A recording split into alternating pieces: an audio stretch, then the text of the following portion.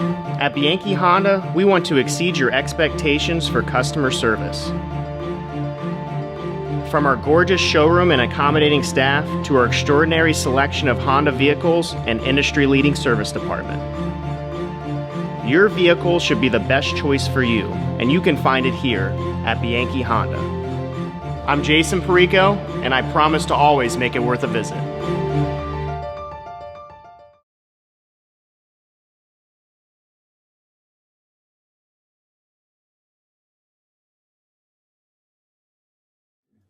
Good evening, everybody. James R. with Gannon Coach John Reilly. Coach, how you doing? Doing well. Good Thanksgiving? It was nice. Yeah, it was busy, but it was nice.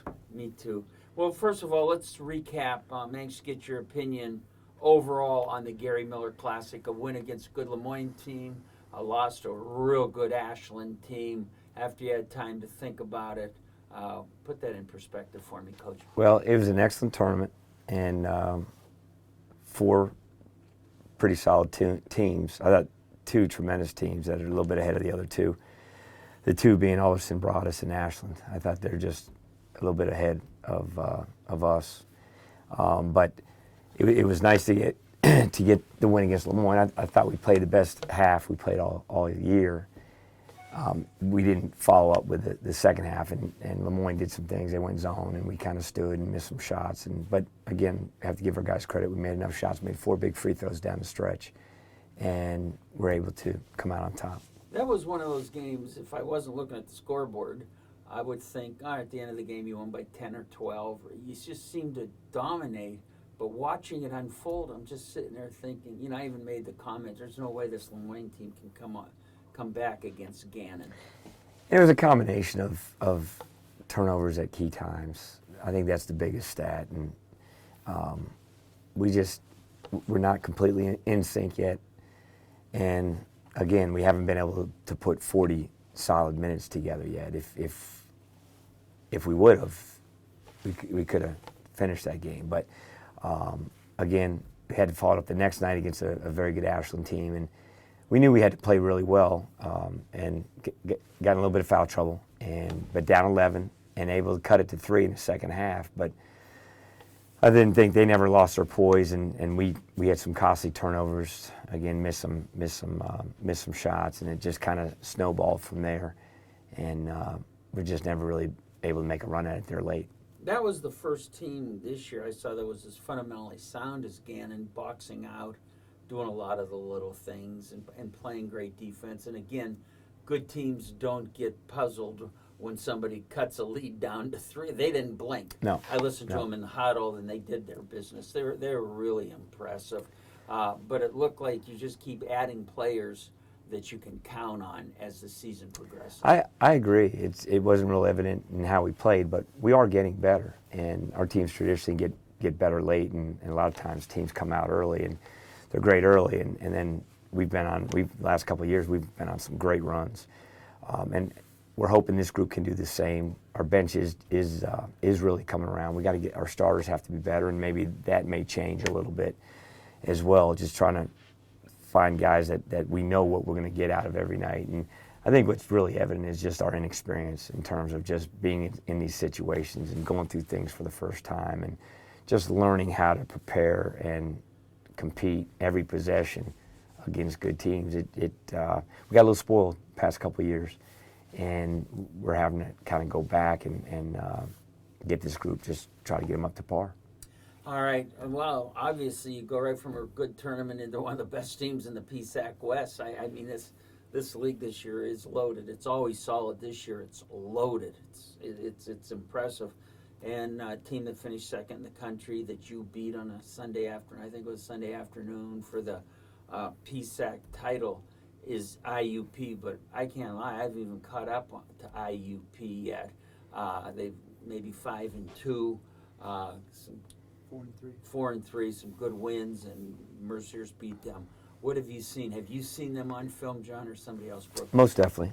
We've seen them, and I think they're a typical IUP team. They're well coached. Their guard play is excellent. They have some good inside players. So they're going to press a little bit. And again, this has been a great rivalry. we feel we have a lot to prove, and they're going through a lot of the same things that we're going through in terms of he lost a lot of key guys as well. But he does have a few guys back that have been key contributors so far. So it figures to be a tough, hard-fought game, and again, it's like we're right into it. I mean, we this early in the year, but it's the same for everybody. So, but it's a challenge that we're looking forward to. I didn't get a chance to really go over it, but I did glance at the roster. They don't look like they're a towering team inside.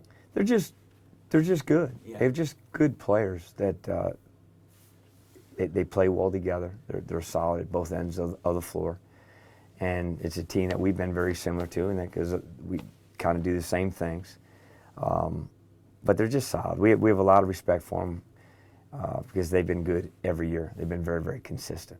Coach's son playing well. Were you familiar with him in high school? He went to, I guess, kind of a prep school. I saw him before he went to Kiski Prep. I saw him actually at a Bucknell elite camp. And who was he playing for, Indiana, PA? I'm not even sure what high school. I know he was at Kiski last year. Then he went to, I saw he's from Kiski.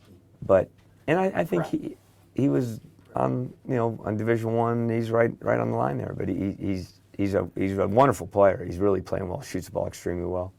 He's a coach's son, so he understands the game. He understands sacrificing for the team, and he's just a solid player. I know this probably sounds like it's months away, but we've got to do this Friday and Saturday instead of Saturday, Sunday. Tonight's Tuesday instead of a Wednesday game. I quit trying to figure out why they do anything, but you're playing at Lock Haven first Friday. The guys do a nice job down there. Tough place to play.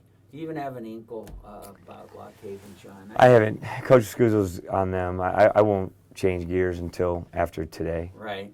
Tonight when obviously we play IUP, and then followed up with a Bloomsburg team that's been winning games. So again, with our group, we haven't proven much in the past. We've really been a good road team, but we're just again taking one day at a time, just trying to get a little bit better. Travel-wise, what's the itinerary? What day you leaving? Are you leaving Lock Haven Friday night?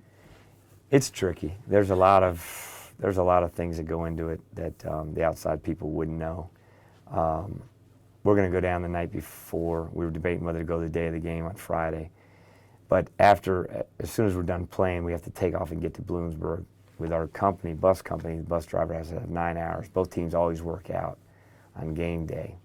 So if we don't get in at a certain time, right, then it causes other issues. So it's at this level, it's always a challenge, but that's what we're doing. We're going to play, and we're taking. I think it's a little over an hour away from. It's too bad you couldn't hit Lock Haven on the way home, get the trip out of the way, and then get them coming back rather than go further away.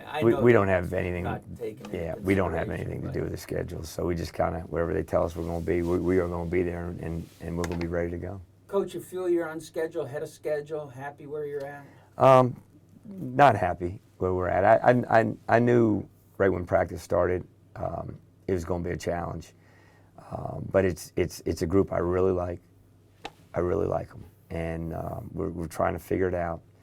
When you lose your whole leadership core, it throws you for a little bit of a loop.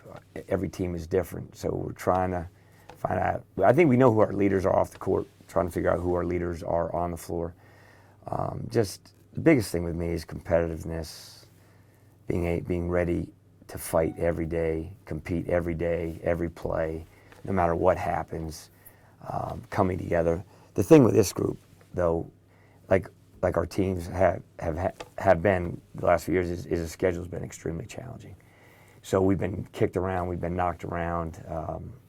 We're learning from our mistakes, and I think in time, I think that really helps you because that's why we have been able to get on rolls after the year, because eventually you just get tired of it, and you've learned from the past, and you come that much closer together, which is what we need to do. Final note, it's enjoyable. I like loyal people and enthusiasm to look across and see 3 starters from last year, 4 when Adam Blazek's in town, pumping up the kids and everything. I love. Well, it. they're special. I mean, they're at practice most of the days. They're at practice, and they're really helping us coach.